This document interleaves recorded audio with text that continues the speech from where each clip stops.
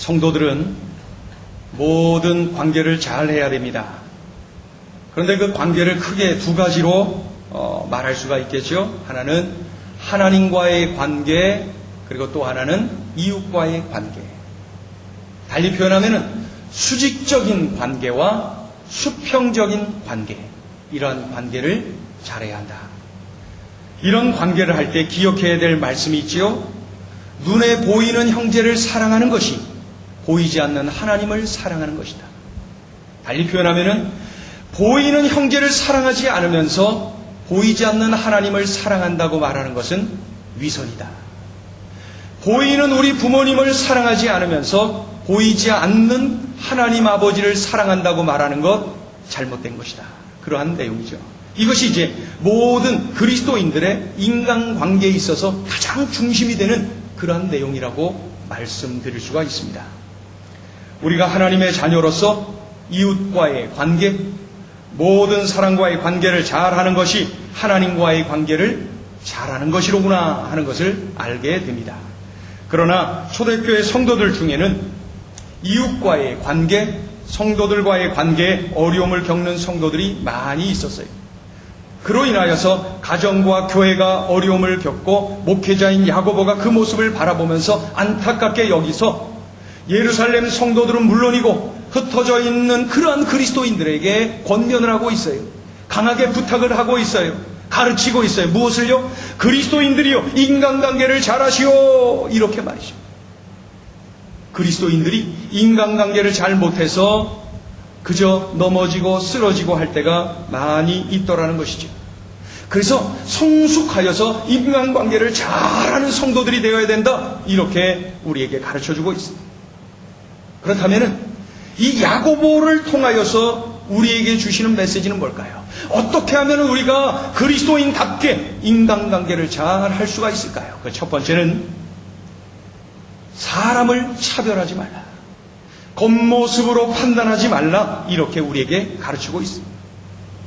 사람을 차별하지 말라, 겉모습으로 판단하지 말라. 세상은 사람들을 차별하죠. 차별로 인해서 고통을 받는 사람도 있고 차별로 인해서 순간에 유익을 얻는 사람들도 있곤 합니다. 여러분, 흑인들은 오랜 세월 백인들로부터 차별을 받았어요. 지금도 눈에 띄지 않는 차별이 있다고들 말합니다. 비행기를 타도 누구는 1등석, 누구는 2등석 이렇게 나누어집니다. 물론 추락하게 되면은 1등석, 2등석 가려지지 않더라고요. 장애인들이 사회적으로 차별을 그동안 많이 받아왔습니다. 여성들이 사회적으로 차별을 많이 받아왔습니다. 이래저래 이 세상에는 차별이 존재해 왔고 지금도 존재하고 있는 것이 사실입니다. 그런데 이러한 차별이 없는 곳이 있다는 것이죠. 그리고 없는 곳이어야 하는 곳이 있다는 거예요. 그게 뭐예요? 바로 하나님께 예배하는 곳이라는 거죠.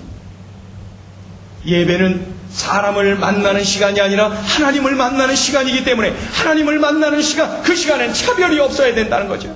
그 자리는 차별이 없어야 된다는 거예요. 하나님 앞에서는 가난한 자나 부한 자나 건강한 자나 병든 자나 차별이 없어요. 모두 똑같아요. 하나님 앞에서 모두가 소중해요. 다 하나님의 자녀니까요. 우리도 주님처럼 사람을 차별하지 말아야 됩니다. 우리 1절을 같이 읽어볼까요? 1절 시작.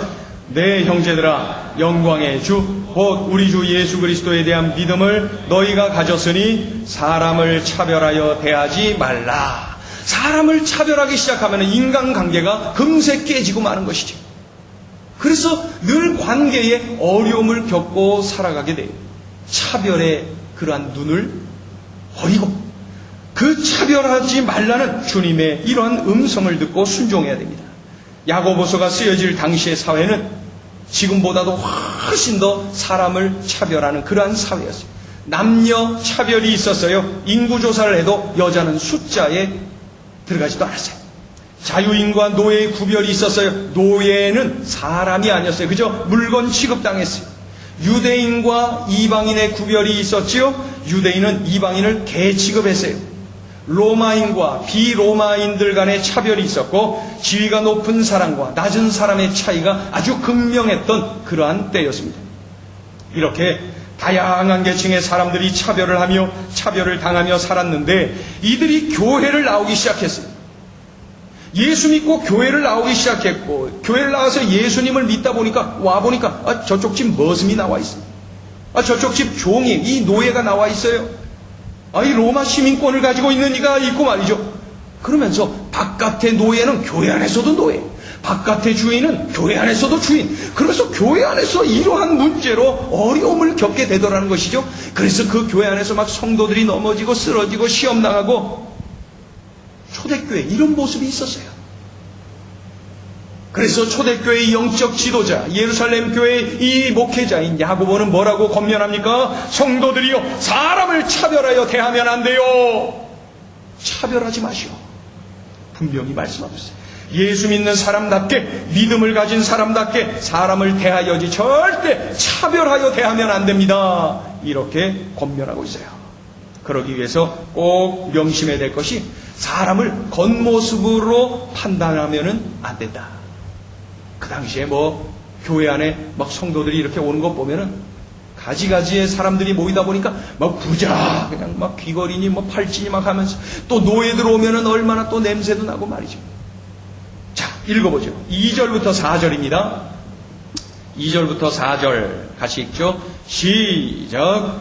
만일 너희 회당에 금 가락지를 끼고 아름다운 옷을 입은 사람이 들어오고 또 남루한 옷을 입은 가난한 사람이 들어올 때에 너희가 아름다운 옷을 입은 자를 눈여겨보고 말하되 여기 좋은 자리에 앉으소서 하고 또 가난한 자에게 말하되 너는 거기 서 있든지 내 발등상 아래에 앉으라 하면 너희끼리 서로 차별하며 악한 생각으로 판단하는 자가 되는 것이 아니냐. 이렇게 되면은 인간관계가 박살나지 않겠느냐.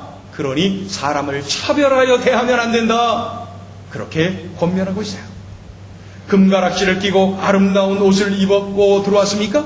귀족입니다. 반대로 남루한 옷을 입은 가난한 사람, 차별당하고 무시당하는 사람이 분명한 것이죠. 아니나 다를까 이들이 회당에 들어가는데 완전히 차별 대우를 그 안에서 받더라는 것이죠. 세상에서 흔히 볼 수 있는 일이지만은 교회에서는 이러면 안 된다. 기독교인은 이래서는 안 된다라고 가르치고 있어요. 여러분, 이거 2000년이 흘렀지만은 1000년이 두 번이나 흘렀지만은 오늘 이 자리에 있는 우리에게도 주시는 분명한 말씀. 왜냐하면 우리가 발을 딛고 살아가는 이 땅에도 이러한 차별이 있어요. 행여나 교회 안에서 이런 모습이 있다면 우리가 앞장서서 이것을 버리고 이것을 참으로 멀리하고 이것이 없는 그러한 교회로 만들어 가야 되는 것이죠. 방글라데시에서 열심히 사역하고 있는 선교사님 가정을 제가 잘 알고 있는데 한 번은 제가 몇 년 전에 그 방글라데시 선교 현장에 갔어요. 그래서 며칠간 그 선교사님과 함께 생활하던 중에 그곳에서 있었던 그 재미난 에피소드를 한 가지 들려주었어요. 그 선교사님은 외모를 이렇게 보면은 방글라데시 사람들도 방글라데시 사람으로 생각할 정도로 방글라데시 사람이 눈이 땡글하고 예뻐. 그리고 까무잡잡해. 방글라 사람들하고 피부가 똑같아요. 눈도 깊고 땡그래. 그리고 날씬해. 그 대부분의 그쪽 사람들이 날씬하거든요. 그런데다가 또 말을 이 방글라데시에서 20년 넘게 막 이렇게 살다 보니까 말을 현지인처럼 말을 해요. 거기도 산지족들이 많으니까 오히려 그 선교사님보다 그 현지의 말을 잘 못하는 사람들도 있지 않겠어요? 말을 현지인처럼, 생활도 현지인처럼, 복장도 현지인처럼. 그랬는데 하루는 이제 큰 마음 먹고 그 지역에 좋은 식당에 한번 갔답니다. 좋은 식당이 돼봤자 우리 돈으로 따지면은 참 아주 적은 돈이죠. 그러나 그 지역에서는 아주 큰 마음 먹고 가는 그 식당에 둘이 한번 좋은 날이라 한번 갔답니다. 현지인 식당에 이렇게 들어가는데 그 사모님은 목사님과는 달리 말이죠. 그 사모님은 얼굴이 피부가 하얘. 한국 사람보다 더 하얘. 더 하얀 한국 사람이에요. 그리고 통통하셔. 딱 보기에도 있어 보여. 있어 보이는 한국 사람이 현지의 옷을 입었지만은 아주 부유한 한국 사람으로 비춰요.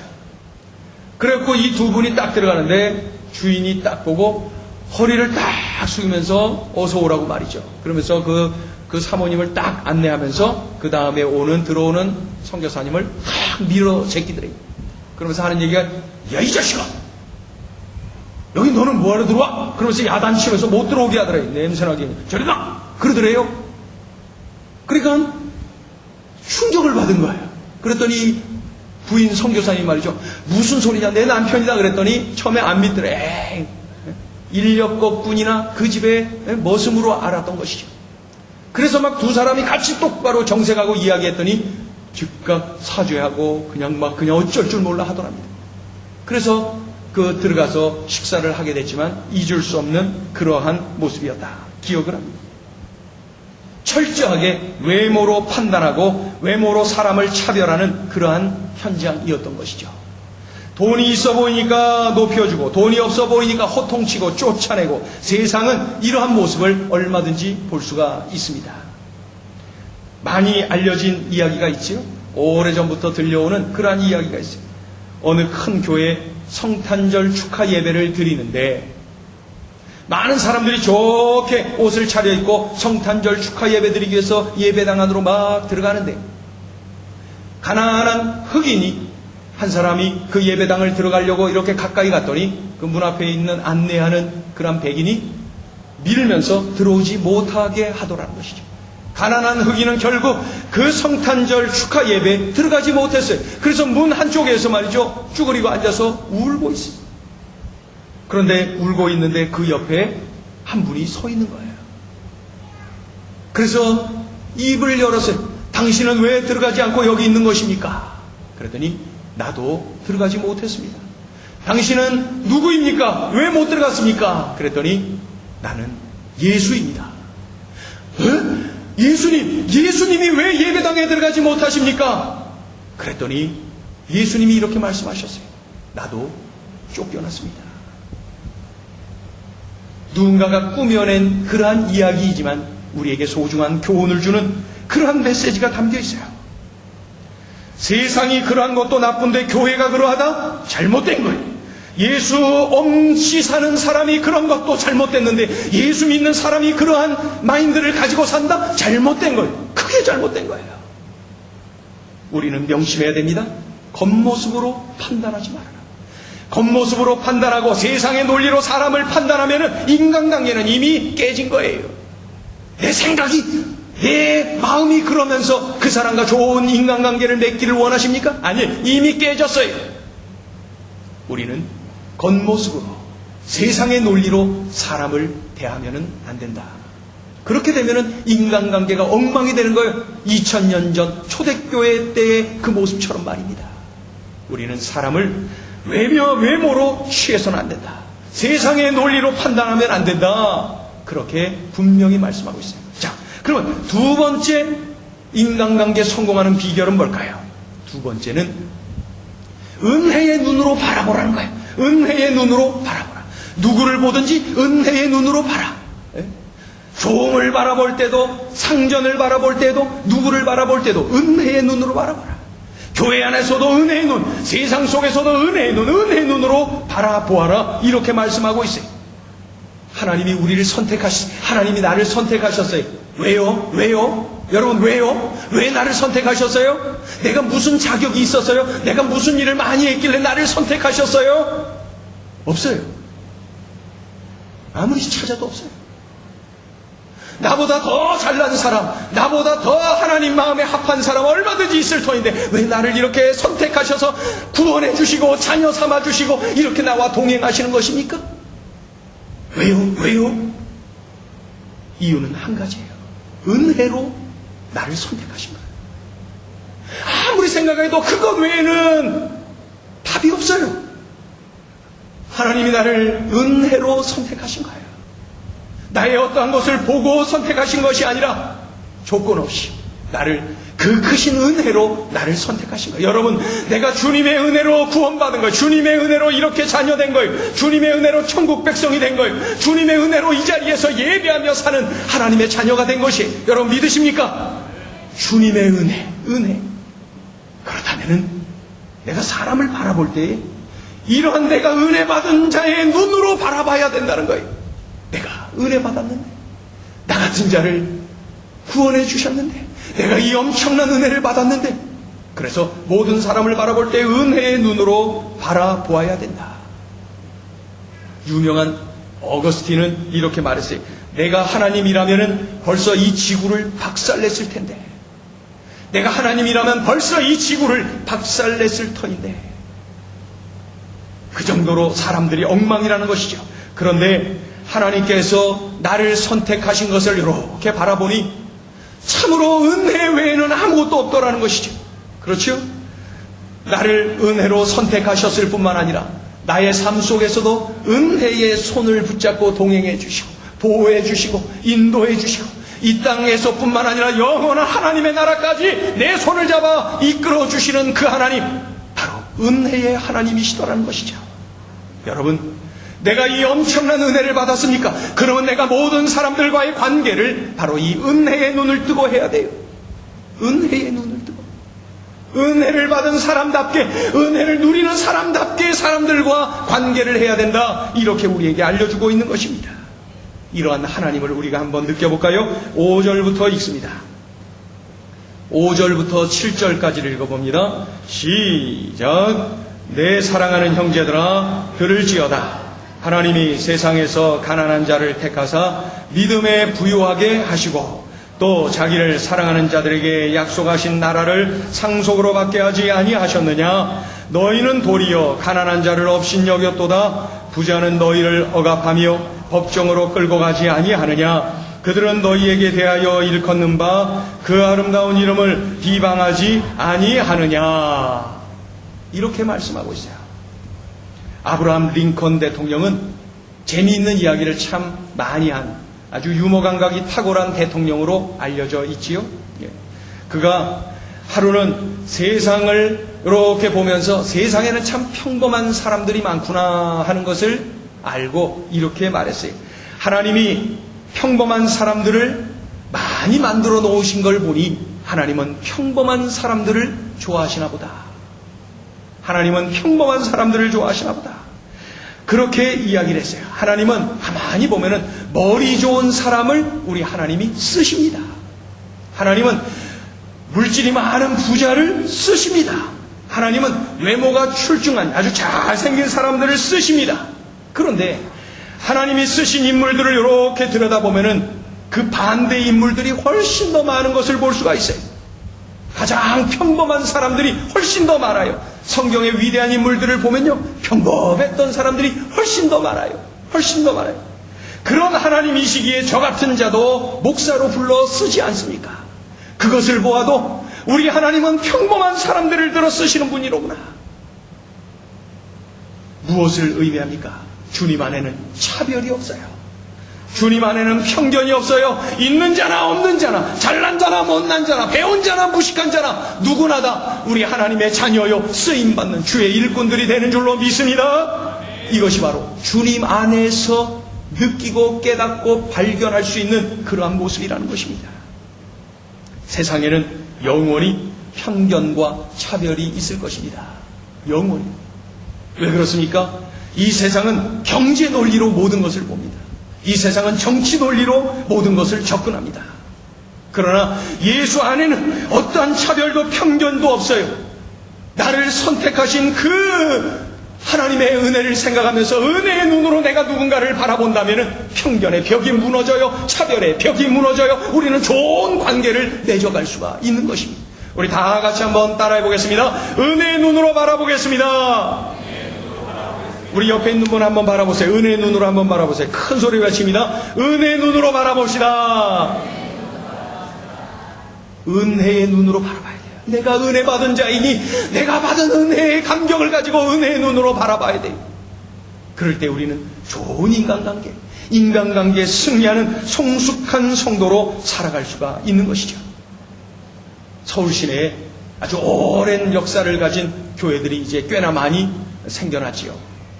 우리 개신교 역사가 이제 130여 년 되다 보니까 그 초대에 세워진 교회들은 꽤나 지금 100년 넘은 교회들이 많이 지금 보이는 것을 봅니다. 그런데 이 오래되고 유명한 교회들 중에 특이한 역사를 가진 그러한 교회가 있어요. 그 교회에 모여서 이렇게 신앙생활 잘하고 있는 중에 그 교회에 백정이 들어왔어요. 그 당시에 백정 하면은 사람들이 천하게 여겼어요. 사람들이 다 차별했어요. 그런데 이 백정이 예수 믿겠다고 교회에 들어온 거예요. 그리고 교회에서 누구보다도 더 열심히 예수님을 믿었어요. 누구보다도 더 열심히 겸손히 섬기고 교회의 중요한 일뿐이었어요. 그러던 중에 장로 투표를 했는데 이 백정이 당당하게 뽑혀서 그 교회의 장로가 되었어요. 그런데 양반과 이 백정이 같이 투표를 해갖고 이 양반이 떨어지고 백정이 장로가 된 거예요. 그 교회 지도자가 되었어요. 그랬더니 다른 양반들이 모였어요. 야, 이건 아니잖아. 이건 아니잖아. 그러면서 자기들끼리 막 얘기를 합니다. 어떻게 백정이 장로가 될 수 있어? 우리가 그러면 저 사람 볼 때마다 장로님, 장로님 이래야 되는 거예요? 그러면서 자기들이 작당을 한 거예요. 모여서 계속해서. 그러다가 결국 양반들끼리 나가셨어요. 그래갖고 교회를 따로 세웠어요. 그러다 보니까 이쪽은 천민교회가 되어 있고 저쪽은 양반교회가 되었어요.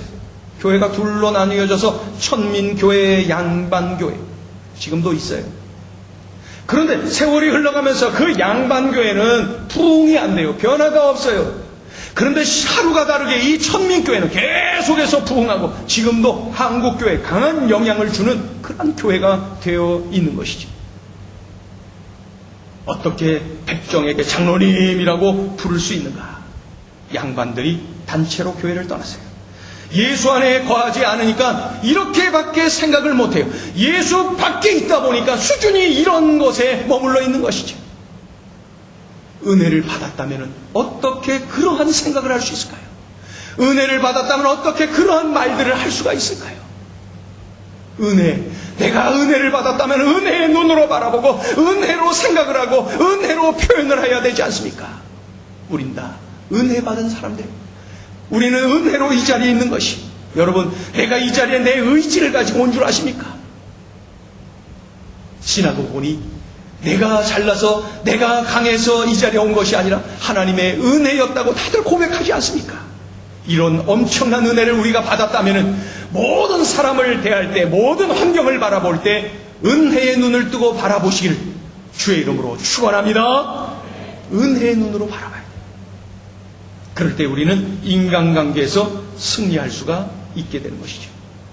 마지막 세 번째 보면은 우리가 인간관계에서 승리할 수 있는 그 비결을 한 가지 더 알려주고 있어요. 그것은 뭐냐면은 하나님의 말씀에 순종해야지라는 자세를 가지고 사람을 만나는 거예요. 사람을 대하는 거예요. 이웃을 대하는 거예요.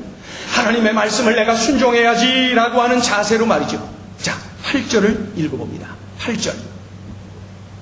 8절 읽습니다. 시작. 너희가 만일 성경에 기록된 대로 내 이웃 사랑하기를 내 몸과 같이 하라 하신 최고의 법을 지키면 잘하는 것이거니와, 최고의 법이 어떤 것이랍니까? 내 이웃 사랑하기를 내 몸과 같이 하라. 이게 최고의 법이라는 거예요. 이것은 하나님의 말씀이요 최고의 법이요, 하나님이 중요하게 여기시는 거예요. 우리가 반드시 지켜야 되는 것입니다. 이웃을 내 몸과 같이 사랑해야 되는데 가난한 이웃을 업신여겼다고요? 불순종하신 겁니다. 이웃을 내 몸과 같이 사랑해야 되는데 어려운 이웃을 무시했다고요? 이것은 죄를 범한 것입니다. 우리는 간음하지 말라, 살인하지 말라, 그 말씀만을 중요하게 여기고 그런 것들 내가 지키었으니, 내가 그 말씀을 어기지 않았으니 나는 죄인이 아니야 라고 생각한다면 착각이에요. 살인하지 말라, 간음하지 말라라고 말씀하신 하나님께서 우리에게 주신 또 하나의 계명이 뭐예요? 내 이웃을 내 몸과 같이 사랑하라는 거예요. 내 이웃 사랑하기를 내 몸과 같이 사랑하라는 것이죠. 이것을 왜 소홀히 여기고 그저 간음, 도둑질, 그리고 살인 이런 것만 생각하느냐는 것이죠. 하나님은 최고의 법을 이것으로 주셨는데 이것을 무시하고 말이죠. 이것을 범한다면 우리는 죄를 범한 것이고 불순종한 것입니다. 우리 읽어볼까요? 우리 8절부터 다시 읽어요. 8절부터 13절까지 읽습니다. 8절부터 13절 시작.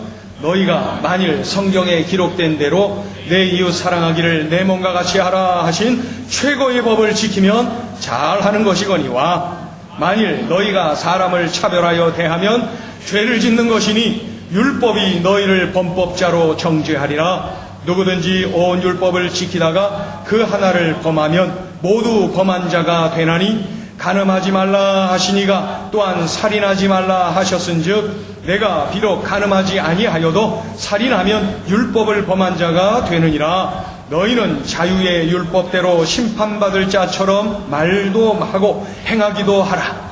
긍휼을 행하지 아니하는 자에게는 긍휼 없는 심판이 있으리라. 긍휼은 심판을 이기고 자랑하느니라. 아멘. 살인하지 말라, 간음하지 말라라고 말씀하신 하나님께서 내 이웃 사랑하기를 내 몸과 같이 사랑하라라고 말씀하셨다는 것이에요. 간음하지 말라, 이것을 꼭 지켜야 되고, 살인하지 말라, 이것을 꼭 지켜야 되고, 동시에 이웃을 사랑하라, 이것을 꼭 지켜야 된다라고 우리에게 말씀하고 있는 거예요.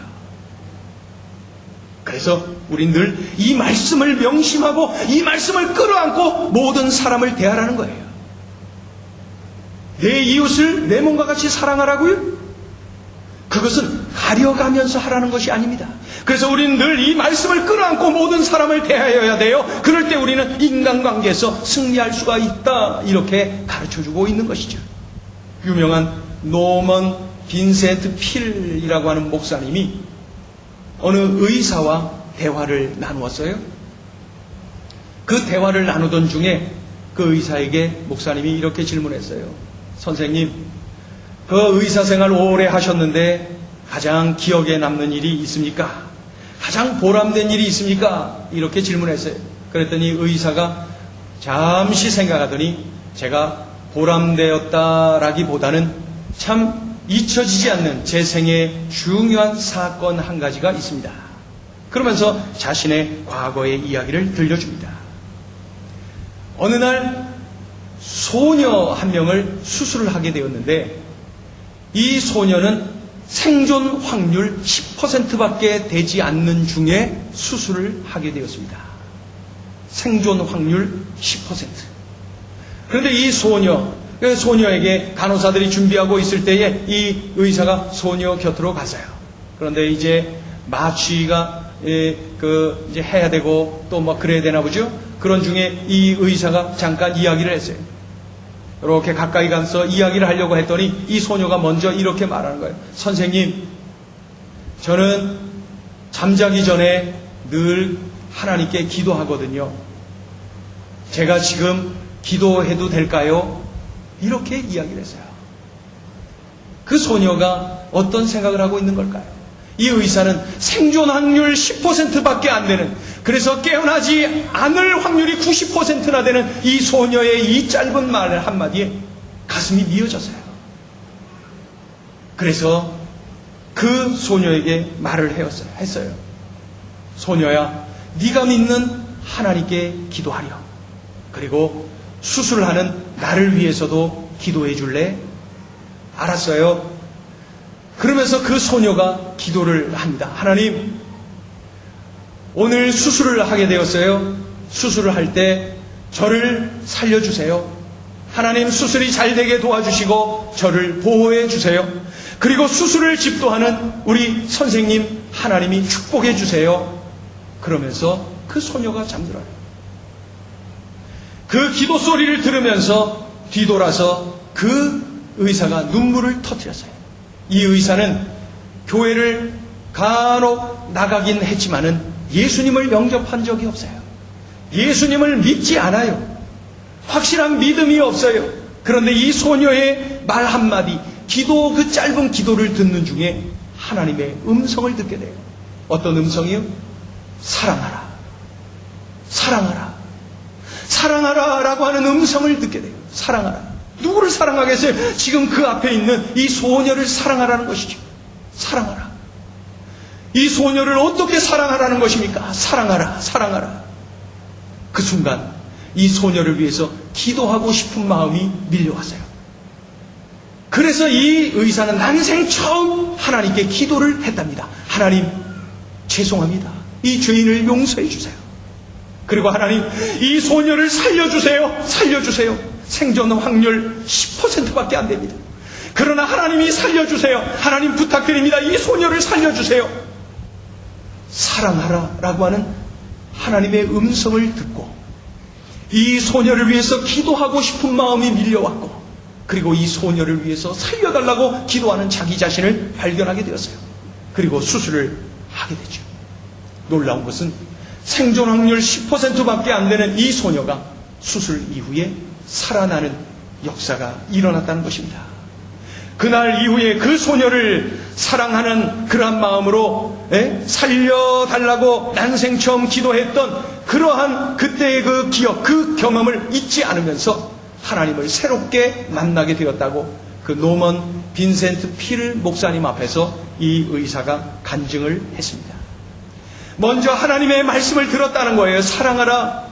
그리고 그 말씀을 끌어안고 말이죠. 그 소녀를 위해서 기도하고 그 소녀를 진심으로 사랑하는 마음으로 수술에 임했을 때 하나님께서 도와주시고 함께 해주시고 그리고 열매가 맺혀지게 되었다라고 하는 간증이 아니겠습니까? 여러분, 이웃을 사랑해야지요. 우리 형제를 사랑해야죠. 사랑해야 됩니다. 왜요? 왜 우리가 사랑해야 됩니까? 왜 저 사람을 내가 사랑해야 됩니까? 사랑하라고 하셔서 내게 은혜를 베풀어 주신 그 은혜의 하나님께서 내게 이런 말씀도 주셨단 말입니다. 얘야, 사랑해라. 사랑해라. 하나님이 내게 말씀하셨기 때문에 사랑해야 되는 것입니다. 다른 것 없어요. 내게 말씀하여 주셨기 때문에 사랑하는 것이죠. 인간관계 어떻게 하고 살아가십니까? 모든 사랑과의 관계 속에 내가 좋아하는 사람들만 사랑하고 또 내가 마음에 들지 않는 사람들을 멀리하는 것 좋지 않습니다. 내 이웃을 사랑하라 할 때 내 이웃은 그 모든 것을 끌어안아야 되니까 말이죠. 우리들에게 인간관계를 어떻게 해야 되는지를 알려주고 있습니다. 어떻게 하라고 하십니까? 어떻게 하라고 말씀하십니까? 그것은 겉모습을 보지 말라는 거예요. 겉모습을 보지 말라. 세상의 논리로 사람을 판단하지 말라. 그것을 기억해야 되겠어요. 또 한 가지는 내가 은혜 받은 자이지, 나 같은 자를 구원해 주셨지. 바로 이 은혜의 눈으로 사람을 바라볼 때에 내가 그 사람을 사랑할 수 있어요. 그리고 내게 나를 구원해 주신, 나를 사랑해 주신 이 은혜의 하나님께서 그 사람을 사랑하라 말씀하시지 않습니까? 그래서 그 말씀을 끌어안고 그 사람을 대하라는 것이죠. 그럴 때 내가 그 사람을 사랑할 수 있어요. 그 관계에서 승리할 수가 있어요. 여러분 지금 이해가 되는 것이죠? 그럴 때 우리가 인간관계에서 승리할 수가 있습니다. 우리 같이 한번 따라합니다. 겉모습으로 판단하지 않겠습니다. 더 크게 보세요. 겉모습으로 판단하지 않겠습니다. 더 크게 보세요. 차별하지 않겠습니다. 은혜의 눈으로 보겠습니다. 말씀을 끌어안고 만나겠습니다. 내 이웃을 사랑하라 라고 하는 그 말씀을 끌어안고 그 사람을 만난다는 것이죠. 오늘 주신 말씀, 성숙한 성도가 되어서 성숙한 인간관계를 하여서 교회 안에서나 밖에서나 가정 안에서나 밖에서나 어디에서나 하나님의 자녀답게 그리스도의 군사답게 이런 모든 관계에서 승리하는 그러한 인생을 살아가는 비결을 우리에게 알려주셨습니다. 우리 행전의 모든 성도들이 성숙하여져서 이 주신 말씀을 그대로 실천하여서 날마다 하나님의 자녀답게 인간관계에서 승리하는 성숙한 하나님의 자녀들 되시기를 예수의 이름으로 축원합니다. 기도하겠습니다. 하나님 아버지 감사합니다. 들려주신 말씀이 귀하고 귀한데 이 말씀 그저 흘려버리지 말게 하시고 가슴에 간직하고 온몸을 움직여서 이 말씀에 그대로 순종하여서 모든 관계에서 승리하게 하여 주시옵소서. 가족 간의 관계에서 승리하게 하소서. 성도 간의 관계에서 승리하게 하소서. 직장에서 일터에서 동료들과의 관계에서 승리하게 하소서. 학교에서 친구들과의 관계에서 승리하게 하소서. 만나는 모든 사람들과의 관계에서 하나님의 자녀답게, 그리스도의 군사답게, 성숙한 성도답게 이렇게 살아 승리하는 우리의 삶이 되게 하여 주시옵소서. 사람을 차별하지 말게 하소서. 절대로 차별하지 말게 하소서. 은혜의 눈으로 바라보게 하소서. 이웃을 사랑하라고 하는 하나님의 말씀을 끌어안고 사람을 만나게 하여 주시옵소서. 예수님의 이름으로 감사하며 기도 올리옵나이다. 아멘.